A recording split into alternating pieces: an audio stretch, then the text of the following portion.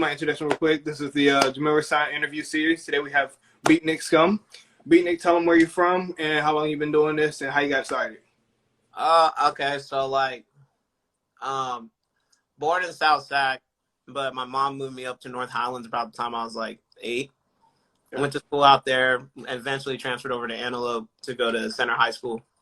Fun fact, I've been freestyling since I was 13. I started writing at the age of 18 due to my homie John Robb. He's an artist himself. He actually encouraged me to write. I didn't want to write because I thought it was whack. And then I started writing.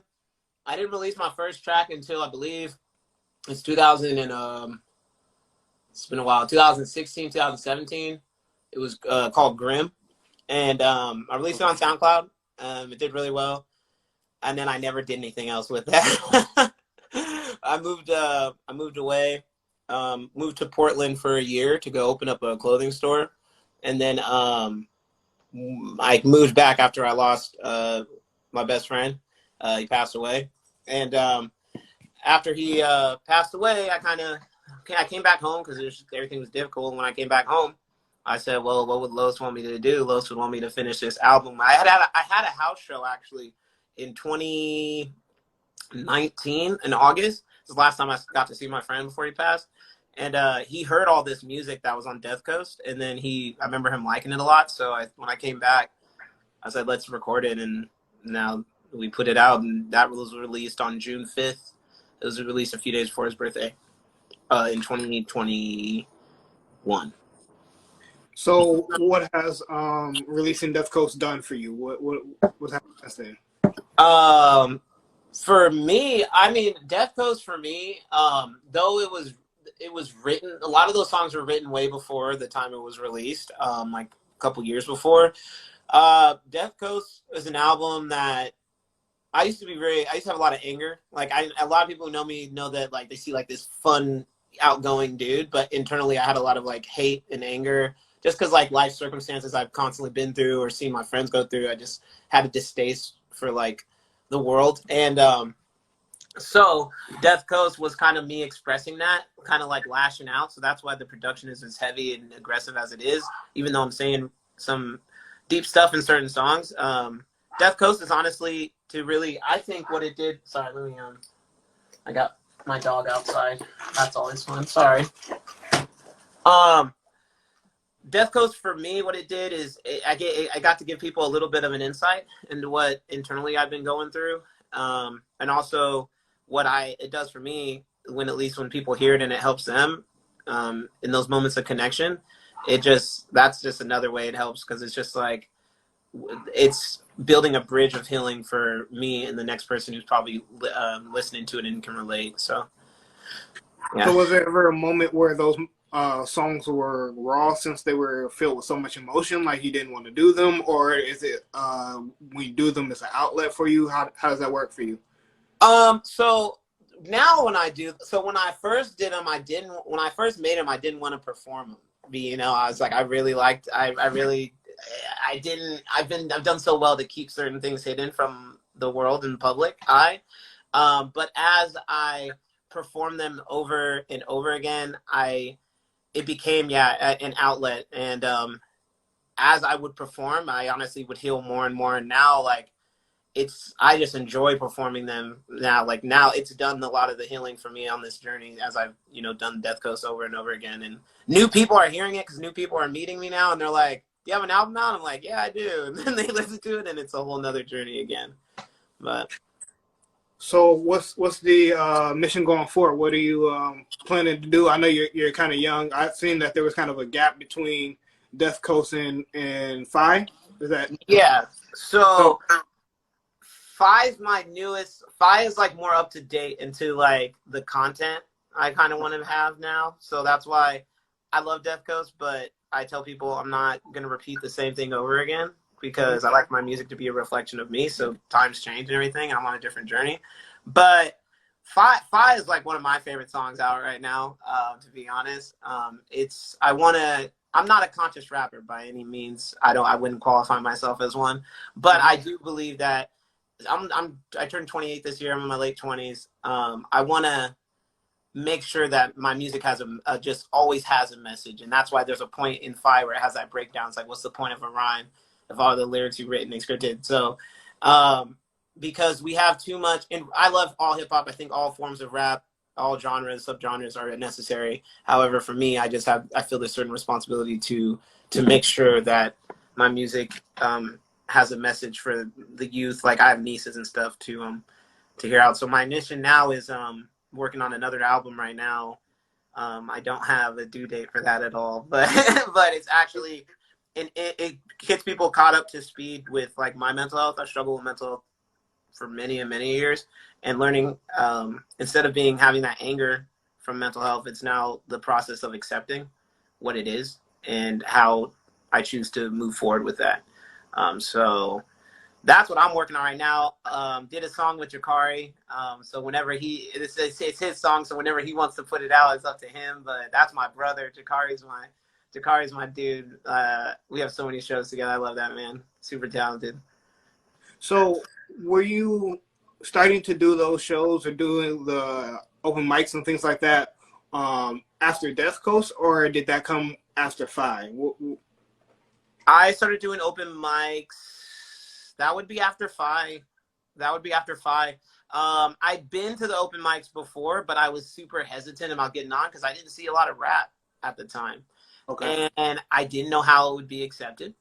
Okay. And so I was kind of nervous. And then finally I said, screw it. Fi had been out, so I went and I did Fi, and I believe I did KTA. And when I did those songs, everyone received it well. And yeah, now I've been doing it pretty regularly. There's a whole community out there now. There's like Connor, Emily, Samantha, Harlequin, Jakari, Andreas. Foreign Native has their open mics. I'm going to the one Sunday. It's just a whole community, and it's super dope to see in this city. So when you first started recording, were you recording by yourself in like your house, or were you writing in your house? What was your process? Has it updated? It sounds like there's something different as far as the sound for Fi. So like, what happened between Death Coast and Fi? As far as recording, no, it's still at the same place as with my friend John. I think we took some critiques on Death Coast and how it sounded when it came out, and we applied it as far as when mixing and mastering came in. We worked together with I have another friend in Oregon, one of my other brothers, basically. I grew up with. He mixes too over there, so we have all three heads now together, and so that's why the mixing and mastering sounds way better. I just got this MacBook. I gotta open it, but it's the final piece to building my studio in my room. I just moved recently, that's why my room's all empty. But I'm sorry, I don't want to sound like I'm being critical. What I'm saying is like even the structure of the way you wrote on Fi is different. Like yeah, it's like a totally different approach to what you're doing. Like I feel like maybe you wrote a few songs in between there that we haven't heard, maybe, and you were kind of learning how to get to where you got to Fi. So I'm just trying to say, like, what was that process like? What changed for you? What was your mindset that like helped you grow to that process? Let me see here. To get to Fi, because I wrote Fi, I recorded and released it. I believe it's in September. Was when that came out. Mm-hmm. Yeah, that was a few months between. I honestly took a break from music. After I released, I did a show at the Guild, and I took a break because I just didn't know. I was really thinking about like, what do I do now? Because Death Coast is, like I said, it's more of a past project. Like that's a past Beatnik. Like, you know what I mean? Like, I can't keep making music like that. So I'm like, when I took the break, I just took a lot of time to self-reflect on where I was at. What am I doing? And just that's when I thought about what I want to do in a message. As far as the structure of writing, I did feel like my flow was kind of in Death Coast. I feel like my flow at the time just seemed to be too influenced to where it seemed like certain artists that I listened to, and I didn't like that. So I kind of took that. And I was like, like, how can I really make this my own, right? So I honestly tinkered with the flows, and that's why the flow kind of switches in the. That's why the flow switches like in the second verse. is because like I'm still kind of trying to figure it out. Like, and the thing is, since I was a freestyler first, like flow is everything, and so I know how to rap fast, rap slow, and everything. But I'm trying to figure out what's me. And right now I feel like Phi has the best, in my opinion. I think that's the most original sounding flow right now that and now that I've been making more music like right now, and I have like some new tracks like Ricochet and I'm working on a song called Reaper. The flow is similar on there, but it's similar to Phi, and that's what honestly makes me more solidified in knowing like, holy crap, I think I just found me, like, which is always a great feeling. It's always, you know, people are like, you sound like Denzel Curry, or you sound like, or you Right. know, and I'm like, I don't want to sound like him. I like, Right. And I that's what I like wanted, it. and that's what I wanted to get to, because I was hearing your stuff, and people might not understand why I have different artists on, and I like to say, like, artists are kind of to me like superheroes. So they're like, what is your superpower? And for me, I was like, what I saw is this guy grow really quickly, and like he understood what was going on, and like it's good to find a sound and like mimic it when you're first starting, so that you learn how you don't want to be, if that makes Yeah, sense. yeah, And so then I heard, okay, he found his sound. He's doing these shows. He's got an audience. He's got people supporting him. There's going to be more in the future. So that's what I wanted to say, but I also wanted to hear it from your own voice. So tell people how they can support you going forward. What's the best way to support you, man? there's multiple ways. Really, it depends on what's best for them. Obviously, for me, like the best things support if you can make it out to shows. There's a ton of shows. Not all of them are the same price. Pull up. Some are even free. Also, I have merch. I make merch. I'm in the process of updating my merch right now. So if people want to get merch, they can do that. If they don't want to spend money, totally understandable, especially with gas prices and everything right now. But people can also just like share. I love when I see people share my actual music on their stories still, and like, because it's one thing to be like, or like if they share me and I'm in it, definitely tag me, because it just gives people an opportunity to look. But the people who actually post like the album or the song, if someone likes it, they're going to go directly to that song, instead of like, some people might see it, they might follow me on Instagram, and that's great. But there's still people I know that I've met that have followed me for a while, and they're like, will ask me about an album, and I'm like, yeah, you follow me, an album's been out for a while. But another thing that supports me is supporting the group Foreign Native and A New Kitchen, Andreas. And why I say that is like 90% of my shows right now has come through them. Like, they do so much for this community of artists, and I couldn't be like, I'm just so grateful that they keep consistently giving opportunities out, not just to me either. They just started a series. We'll have a show on April 1st, and there's a series going to feature so many artists that Foreign Native associates with. And so if people have time to go follow them and support them, that's another way to support me and my fellow community, really, at the end of the day. So what are your expectations out of this? What do you plan to get out of this? Out of music? Out of music, yeah, out of this journey? I mean, at this point, I have actually thought about this a lot. I know it may sound crazy, but like, I feel successful at what I aimed out to do. Like, if I was to decide I didn't want to make music next month, and I'd be content. Like, there's no like objective goal, like where I want to be as big as J. Cole, or I want to be as big as, you know, whatever. Like, my biggest goals when I started this was to make music that people can relate to, create connections and build bridges, and just offer healing where I could. And that's kind of what I got when I listened to like my influences growing up.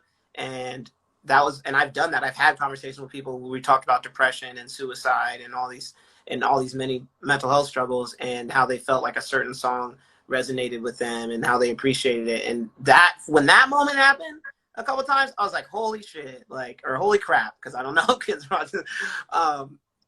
This is like what I set out to do. Now we're making music. I love what I do. I am hoping to do a project with Jakari. We talked about it last night, so we're gonna see what's gonna go on that. But honestly, at this point, I'm just gonna keep making music that I love, and hopefully keep building more connections. And if somewhere along the way I can go do shows like out of the country and stuff, that's always cool. But right now, I feel successful at what I've done. I wasn't in it for anything else but like healing, helping heal people or anything like that. Like that was about it, to help heal and heal myself along the way. So part of that, though, part of the journey of your healing and everything is that you share a lot of what you do, um, Mm-hmm. not just in the music, but in your personal life as well. So Yeah. talk about why you do that and like what has come from that, and like, is it for you? Is it for the fans? What is that for? How's Uh, I like transparency, and I want to be a transparent artist as transparent as I can be. Um, so it's really raw. Like, I mean, different artists have different things. You know, like some artists, you know, they could be like they're always doing something that's like crazy cool, but mm-hmm. it's like then there's me talking about how I got bit by a tick at my job, and it's not really that cool, but it's like this is what goes on in the day in the life. And it really just shows that I'm a regular dude just like you. Mm-hmm. And so that's what that I it's for me to a degree, but like it's more for people just to see like, and I now what I get out of it is that people enjoy it because they think it's funny. So Mm-hmm. then I'm like, all right, well now we're getting laughs. So now we're gonna keep doing this to make people laugh until people say, hey, Beatnik, you're not really funny anymore. But it's more for the fans to keep a transparency about me, and I don't believe in having really like an ego. I know I have a song called Flex that is very egotistical, or when I rap, it kind of comes off as cocky a lot, but in the real day to day, I'm just low, laid back dude. And this, I don't like. I just want I want to be as transparent as possible. People always feel like they know me for me, and not just like some false ego or false character. So, So what lessons have you learned throughout this thing? What ways have you grown? patience is probably key. Um, I got a little self-conscious in the beginning when I did my first show. Like I threw my first show in June to announce the album, and I got nothing. Like I was hitting people up every like months and months, multiple times, and I was starting to beat up on myself. I'm like, dude, your album, like, cause you know how people are like, oh, your album's really good and all these things, and I was like, obviously it ain't good. You know what I mean? Like nobody messes with me, and it was a tough thing. I really got super critical on myself, and then like I learned that you just got to be patient with this stuff. And I'm not the only person making music in the world, and you know sometimes you just got to wait for your time, and it may not be the time that you want it to be, but when it happens, it's you're gonna appreciate it. That's patience is the biggest thing. Um, Another thing has been like uh, management, time management. That's a key one. I'm horrible at it, to be quite honest with you. Um, I don't ever reply to people. I don't know how to get my days in order. That's why I just quit my second job so I can have more time to manage my music. Um, and also, like another lesson I learned, which is trying to think here, patience, yeah, time management. That's good Um, enough, bro. yeah, That's good enough. Yeah, that's yeah, good that's enough. right now. All right. So, is there anything else that you have for the people? Anything else you want them to know about yourself? Anything you got Uh, for One, if people are, else? you can call me Beatnik Scum. I feel like a lot of people I meet right now in the day to day, like I can't call you Scum, and I'm like, it's in my name. But that's a small thing to let people know. Other than that, I just don't want people feeling bad about it. But then other than that though, we have a show at Broadway Cafe on April 1st. It's with Jakari and Gabe the Fourth. A lot of shows this April. Um, New music's coming. I cannot give the date because my friend who's mastering it in Oregon also has a family, so you know we don't want to put pressure. And new music's on the way, new merch is on the way, show on April 1st, and many more to come in April. That's my biggest thing, and that I love everyone that's supporting right now and to come in the future. And thank you. I want Yeah. everyone who's watching this to follow my boy who Yeah. took the time to come interview and give me a chance to be on this interview. So if y'all are in this live, make sure you follow. Yeah, man. I hope we can do one again in the future. Hopefully, you do a few more shows. Life take you in a different place, and we'll catch up when you're on a different level. So Hopefully, that'd be nice to have like a reconnecting Exactly. As Exactly. equals. That's what I'm trying to do. That's what I'm trying to do. I'm trying to find the talented people before they blow up, before they have a chance to blow up. I know you guys are all working together, so I know there's gonna be some type of wave. I don't know who's gonna catch it, but I'm getting all you guys. I'm getting you all. Yeah, All right. this is the time to watch in Sacramento right now. This is the time to have your eyes open. There's so much going on. All So right, man. It was good to have you on. I appreciate you. We'll talk again soon, man. we'll talk again. Thank you. Have a good one. All right, you too.